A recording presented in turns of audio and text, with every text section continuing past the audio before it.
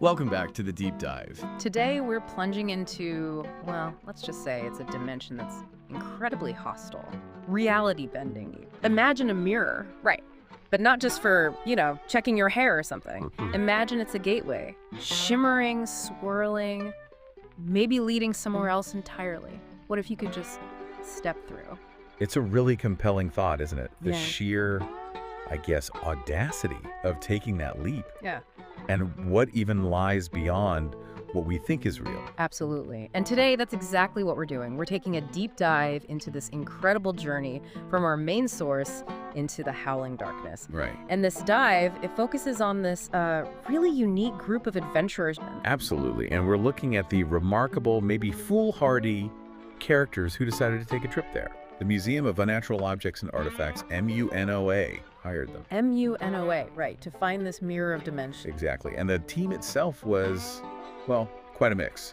You had Professor Barnabas Slaterbug III, an academic wizard. Who didn't really want to be there, did he? Not really, no. His dean sort of forced him into it for real-world experience. Bit of a classic reluctant academic trope there. And he was paired with Sister Hildegard, a high elf cleric. Yes, on a forced pilgrimage herself. She found the professor a bit trying at first, maybe whiny, but you sense she kind of came around, felt some sympathy for him later. Then there's Bronwyn, the wood elf ranger. She seems pretty central. Very driven. The last of her people, she thinks Dragonborn destroyed them. She needed cash for her search, her vengeance quest, really. So MUNOA's offer was tempting. Definitely. And she convinced others it was a good payout. She brought in Prick Dagger, for instance. Ugh. Prick. Wood elf bard, described as a scoundrel. Always looking for a score. Pretty much. Gambling debts were a factor there, too. And he was with Varela Moondurch Vera the Tiefling Bard. Yes. She loves performing, has a bit of a hazy past. Bronwyn convinced Prick, and Prick convinced Vera. And the third of that trio, Pudge Plodhammer. The mountain dwarf paladin. Yeah. Fiercely loyal to Vera, always watching out for her safety. Yeah. He's also got this big secret, something about his noble family back home. Adds another layer. And who else? Donduit Halfast. Right, the Lightfoot halfling. A street urchin, knows the local scene inside out. Got mixed up with Prick after trying to steal from him, apparently. He sounds interesting. Inquisitive, but with a dark side. Willing to kill someone in their sleep. Yeah, that's mentioned. He's not your straightforward hero type. None of them really are, which makes it compelling. Definitely not your typical adventuring party. Complex motivations all around. And even getting to the mirror wasn't simple. Their first guide, Archibald Frappy, mauled by a bear. Ouch!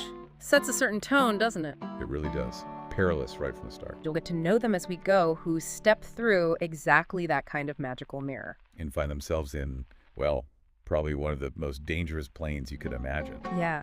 So our mission today is to really unpack that. Their discovery, what they encountered, and just how they managed to navigate a place literally designed to break their minds. And we'll throw in some details from other documents, too. It's a fascinating story. Often terrifying, honestly. A real look at courage, maybe cunning, under just unimaginable pressure. Their supervisor didn't fare too well. Made a bit of an abrupt exit. A very unceremonious exit, yes. Yeah. And it's right after that when Mika, this small gnome character, shows up. She's also looking for the mirror. And she has the key piece of information, doesn't she? Something about a hidden keyhole. Exactly. A hidden keyhole for a dwarven key, which Sister Hildegard had actually found earlier and given to Pudge for safekeeping. And that key activated this whole ancient fortress inside the cave.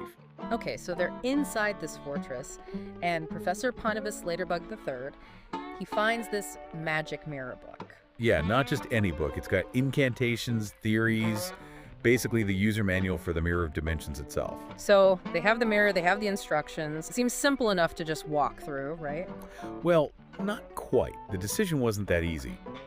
Mika reveals why she's there. Her brother's soul was apparently taken by a demon, and she believes it's somehow tied to this mirror. She's desperate for their help. Ah, okay. So there's a personal stake. But the professor... The professor, Slaterbug, his first instinct is academic. His mission from MUNOA was to acquire the mirror. That's his priority. Collection over intervention. That really sets up a conflict, doesn't it? Mission versus, well, helping someone in desperate need. It does, and his sister Hildegard, she's the one who insists they have to try and help Mika. Her compassion sort of cuts through the professor's focus on the mission objective. That really highlights the different personalities here. It seems so. He pulls out his magic mirror book and reads the specific incantation. It goes, "O mirror of the ancient path, through broken light, let passage pass. Let hidden keys now be revealed, and other worlds my soul shall yield." And the mirror? It shimmers, fills up with this swirling darkness, mist. It sounds pretty dramatic. And who goes first? Let me guess. Prick Dagger. You got it. Ever the risk taker, right? He leads the way, probably sensing a potential score or just excitement. Mika follows right behind him, obviously driven by her goal. And the others? Any hesitation? The source mentions a moment, yeah. Like a collective feeling of dread. But Mika's desperation kind of pushes them all forward. The whole party steps into the void. Okay, so they're committed. They're going through. But then comes the clincher. Professor Slaterbug, maybe accidentally, maybe not, lets the portal just close behind them. He drops concentration, or whatever it was. No way back. Exactly. Stranded. Wow, okay. So where are they? What is this place? Well, another document Sister Hildegard found, Artemungus Gretler's journal, calls it Pandemonium. And it's not just a location, it's described almost like a weapon. A place designed for psychological warfare. Psychological warfare? How? The sensory assault. That's the first thing. The primary torment. The wind. Just this incessant howling wind. Howling darkness. Yeah, the source calls it a torrent to their ears. It says it physically batters them. Imagine noise so loud you can't hear someone unless they yell directly into your ear. That's instant isolation, even in a group. Exactly. And it's not just loud, it messes with your head. They have to actively, quote, consciously focus in order to keep their thoughts clear. The wind itself is trying to drive them mad. Okay, wind and madness. What else? Total darkness, absolute blackness, or even dark vision. You know, the ability some creatures have to see in the dark. Useless. So they're blind and deafened by wind. Pretty much, unless they make their own light, physical or magical. It's like the environment itself is the main enemy here. So how do they see? Professor Slaterbug, the wizard, manages to cast a simple light cantrip on a small rock. That's their first glimpse. And what do they see? Is it just caves? It's weird. Fog swirls around their feet, but the wind doesn't seem to move it, which is unnatural. And the rank formations are described as spires that look like, and this is a quote, the fingers of a long dead god grasping forth at another chance. Okay, creepy.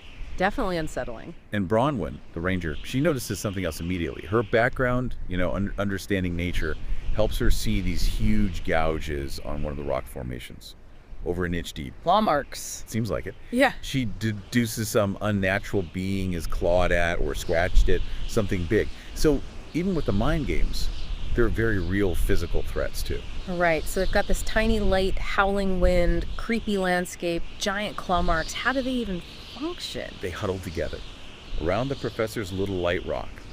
Vera, the tiefling bard, and Sister Hildegard take turns using a thaumaturgy cantrip to sort of amplify the light, make it a bit brighter maybe. Trying to keep the darkness at bay. And Bronwyn, in what the source calls an amazing feat of strength, actually ends up carrying the professor because he's so disoriented by the wind and darkness, they're afraid he'll just wander off. Carrying the wizard. That shows how bad it is. And Mika is leading the way, occasionally looking at this small pocketbook she has. Still focused on her goal, even in this chaos. Okay, so they're pushing through this nightmare landscape. Do they encounter anyone or anything else? They do. After traveling for what seems like a while, they stumble upon a man. A human man. Just a man. In Pandemonium. Yeah. Described as having ragged and tattered clothes, long ratty gray hair that reaches his armpits, and bloody stumps for fingers. Bloody stumps. Oh, that's grim. What happens? Well, Bronwyn's first reaction, given the tension and paranoia, is to shoot an arrow at him. She shoots him. She shoots at him. Startled reaction. Luckily, she misses. Just barely. It really shows how on edge everyone is. Understandable, I guess. So who is this guy? Is he hostile? He seems lost, mad. Vera approaches him and he's just ranting, saying things like, "Did you hear it too? The voices in the stone. They told me to draw maps. Maps of nowhere." Maps of nowhere. Yeah, but where else can you go if not nowhere? And he's literally clawing at the stone, leaving a bloody smear on everything he touches with his finger stumps. Oh, man. So he's a victim of this place. The madness got to him. Seems that way.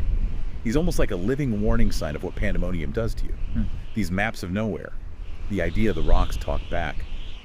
It suggests the plane doesn't just attack your senses, it fundamentally corrupts how you perceive reality. So Vera asks him about maps, right?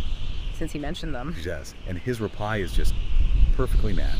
In this sort of sing-song, maniacal fashion, he says, I have maps to everywhere and nowhere. Everywhere and nowhere. Right. Helpful. But then Sister Hildegard steps in, sees his bleeding fingers, and casts a healing spell. Stops the bleeding. An act of kindness, even here. How does he react? It's actually quite touching in a sad way. He looks at his healed finger stumps and says, my pencils are like new. Oh, wow. That's heartbreaking. He thinks his fingers are pencils for drawing these maps. Yeah, it's a small moment, but powerful. Yeah. Meanwhile, Don Jewett, the halfling urchin, tries to pick his pocket. Of course he does. Find anything. Nope. Just tickles the guy, reveals his clothes are ragged and there's nothing to steal. Prick Dagger, sensing the general danger and maybe the guy's instability, just kind of gets ready, whistles a blade warding tune, probably more for himself since no one can hear it. And Mika, still impatient. Very. Annoyed by the delay. Bronwyn actually has to physically hold her back from just storming off. So this mad map maker, does he offer any actual help? They go to his home, which is just a hollow in the rock. It's clear he's been scratching these maps for a very, very long time. He tells him his name is Jarl, and he gives Hildegard his finest map. Let me guess. It's not helpful. It's a blank stone tablet. Figures. Any warnings, at least? Oh, yes. Very chilling warnings. Don't talk to the rocks, they will talk back. And don't follow your footsteps, they lead backward and forward the same. Backward and forward the same. That's disturbing. Like, you can't trust your own path. Exactly. And then the creepiest one. The howlers don't howl for fun. They lost their mouths long ago. He adds, hey, I miss mine. Then repeats the warning and just goes back to scratching the rock.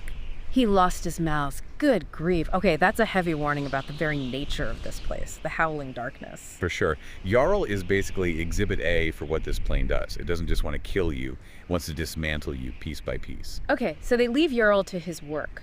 What happens next? Mika's still leading with her book. She is.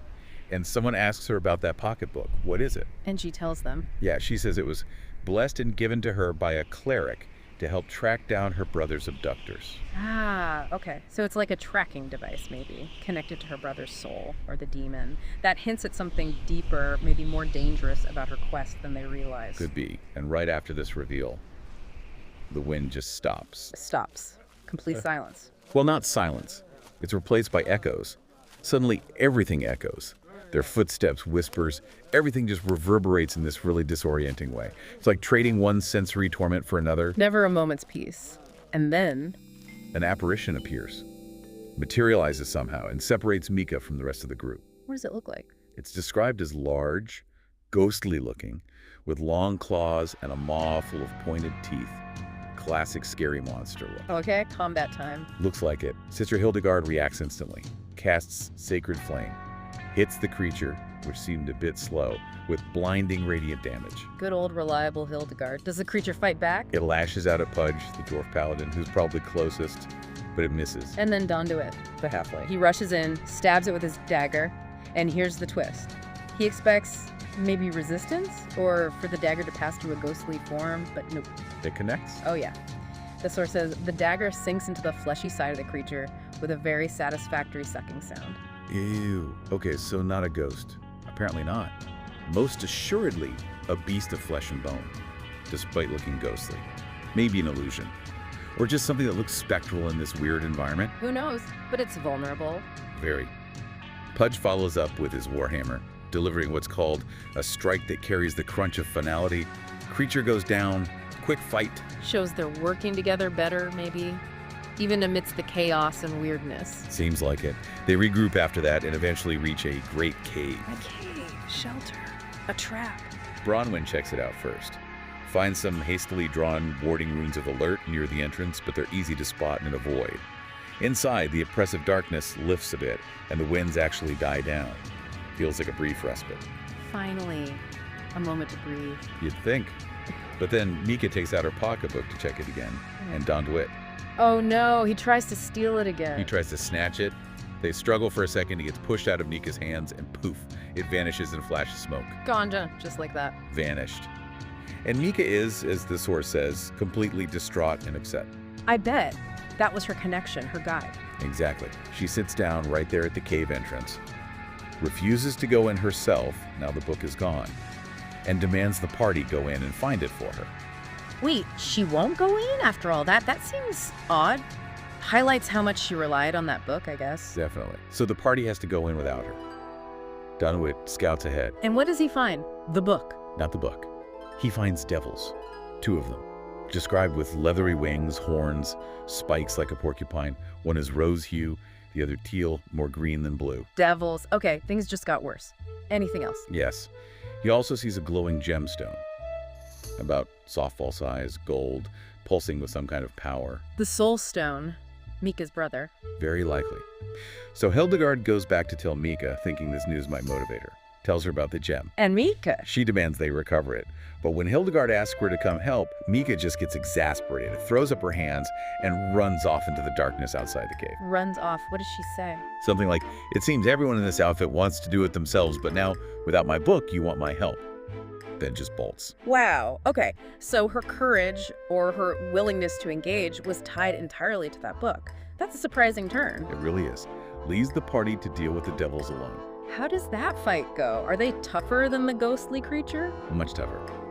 Bronwyn shoots an arrow at the teal one. It hits, but she notices her arrows are hardly penetrating the devil's hide. Damage resistance. Common for devils. Right. Pudge charges in with his warhammer. Same result, minimal damage. Donduit throws a dagger, hits, but negligible damage. Their standard attacks aren't working well. Okay, so brute force isn't the answer. What about Prick or Vera? Prick tries a distraction, throws a stone, manages to divert the rose-colored devil for a second. Hildegard casts a blessing on Vera, Bronwyn, and the professor, and Vera, seeing how little damage they're doing, calls for a halt. Sees hostilities. A parlay. Smart move. Did it work immediately? Almost. Just before everyone stops, Bronwyn catches one of the teal devil's tail spines in her shoulder. Starts feeling dizzy, losing blood. Adds urgency to the situation. Okay, so combat pauses. Pudge backs off. Donduit tries to blend into the shadows. Hildegard heals Bronwyn. What do the devils do? Vera directly asks them about the gem. And the devils, who introduce themselves as Deimos and Phobos, confirm it. It is a soul gem with a precious human soul. And they say they won it in a game of chance. Won it. Okay, so it's not technically theirs by right, maybe? And do they mention Mika? They do. When Mika and her vanishing pocketbook are mentioned, the devils suddenly get this scared look on their faces. They start whispering to each other, "She serves Asmodeus, we have to get out of here." Wait, Asmodeus, the archdevil. Mika serves Asmodeus. That's the implication. Yeah. A huge reveal. The little gnome leading them on this quest for her brother's soul is apparently connected to one of the most powerful beings in the 9 hells. That changes everything about her motivations, her quest. Wow. Exactly. And right at that moment, as the professor is peeking out from cover, terrified, this figure strolls into the cave, a scantily clad woman with red horns and wings larger than the other 2. A succubus. Or something more powerful. Seems like a succubus, maybe a superior one. She looks at Deimos and Phobos and commands, "Now retrieve that gem for me." Then she turns to the party. Oh boy, what does she want? She says to the devils, but clearly addressing the situation, "I wish to wager another soul for my gem, double or nothing." A wager. Prick Dagger must have loved that. He did. The source says he perks right up. He's a former gambler, after all, even if not a great one. But wait, whose soul is she wagering? That's the catch. The succubus clarifies. Their souls. The party's souls are the stake. Right, no deal. Even if the devils offer a draw from their fiendish book of boons as a prize, your soul is kind of important. The party seems to agree. They value their lives, their souls, more than any potential prize from devils. It's a moment of clarity. So what do? Fight this powerful succubus and the 2 devils. Professor Slaterbuck makes a quick decision, shows some real nerve under pressure. He whips out his magic mirror book again, the one they used to get in. Is there an escape spell? Apparently. He recites it. "Mirror, gate of the sealed way, through night of realms, guide me to stay. Veiled light reveals the path once more, an ancient home shall me restore." Please tell me it worked. A gateway opens. The succubus yells in frustration, tries to lash out with a whip to stop them, but misses. And they dive through. The whole party dashes through the opening. As soon as they're clear, the professor drops his concentration, the portal snaps shut, leaving the succubus foiled. Phew, what an escape, and what an ordeal. Absolutely. You've just taken a deep dive into, well, an experience unlike any other. A journey into literal howling darkness, a plane built on madness, filled with bizarre figures and dangerous encounters. We saw this really diverse group face just overwhelming sensory attacks, unsettling characters like Yarrow, battles against strange creatures and powerful devils. And making that strategic escape right after that bombshell revelation about Mika serving as Modeus. Yeah, that definitely puts a new spin on things, but beyond the fantasy, it's really a look at how people cope under absolutely extreme pressure, isn't it? For sure, you see all the different approaches. Bronwyn's physical strength and observation, Hildegard's compassion, even for Yarrow, Donduit's opportunistic cunning. Prick's calculated risk assessment, even if it's just whistling a tune for himself, and Professor Slaterbug, the academic, actually using his knowledge in a high-stakes crisis for the escape. Each one brought something vital. And that final decision, choosing their lives, their souls, over a devil's bargain. That says a lot about them as a group, the bonds they must have formed in that crucible. Definitely. And the whole Mika situation adds that layer of ambiguity. Who are you really helping? What are their true motives? It forces you to question everything. So it leaves you thinking, what does it really take to survive, let alone thrive, in a place designed to strip away your sanity? And maybe what happens when the real treasure isn't gold or some magic gem, but just holding on to yourself, your will, your identity, when the very reality around you is screaming at you to let go. Yeah. What inner resources would you tap into if you found yourself stepping into the howling darkness? Something to think about.